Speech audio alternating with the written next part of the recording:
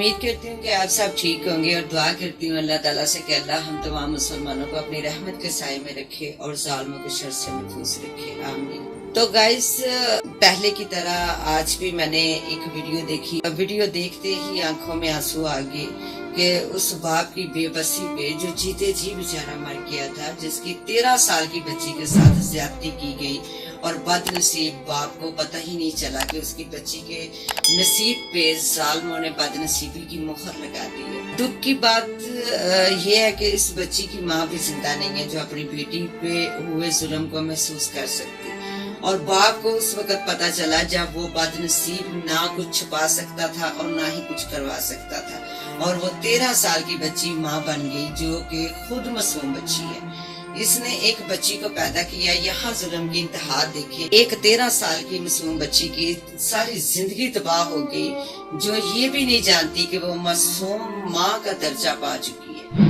और दूसरा बच्ची जो इस दुनिया में आई है, जिसको यही नहीं पता कि उसकी माँ किस अजियत से गुजरी है और उसका बदबख्त बाप कौन है। ऐसे दरिंदे इंसान कहलाने के भी हकदार नहीं है, जो अपनी हवस के लिए बच्चियों के मासूम जज्बात से उनके बचपन से खेल जाते हैं। अल्लाह ऐसे लोगों को तबाह व बर्बाद कर दे।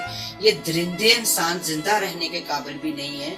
और इल्तिजा करती हूँ उन माँ बाप से जो अपनी बच्चियों को इन दरिंदों का निशाना बनते देखते हैं कि खुदारा अपनी बच्चियों की हिफाजत करें, उनको अपनी नजरों के सामने रखें। अपनी बच्चियों के मामले में किसी पे भी, चाहे वो अपना हो चाहे वो पराया हो, किसी पे भी इतबार ना करें।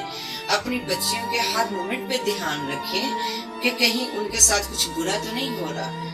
दुआ है अपने अल्लाह ताला से कि अल्लाह हम तमाम मुसलमानों की बच्चियों पे अपनी रहमत का साया रखे और ऐसे दरिंदा नुमा इंसानों से हमारी हिफाजत करे, आमीन। तो इसी के साथ गाइस मुझे इजाजत दें। इंशाल्लाह ताला नेक्स्ट वीडियो में नेक्स्ट टॉपिक के साथ फिर से आपकी खिदमत में हाजिर होंगे।